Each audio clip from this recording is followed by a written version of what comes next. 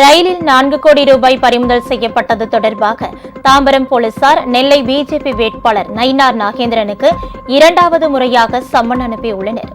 கடந்த 6ஆம் தேதி சென்னையிலிருந்து நெல்லை புறப்பட்டு சென்ற விரைவு ரயிலை தாம்பரத்தில் நிறுத்தி போலீசாரும் தேர்தல் பறக்கும் படை அதிகாரிகளும் சோதனை நடத்தினர்.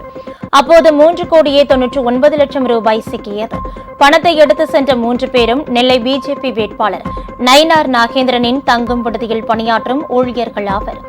எனவே நெல்லை தொகுதியில் வாக்காளர்களுக்கு பணம் பட்டுவாடா செய்ய ரயிலில் பணத்தை எடுத்து சென்றிருக்கலாம் என சந்தேகம் எழுந்துள்ளது.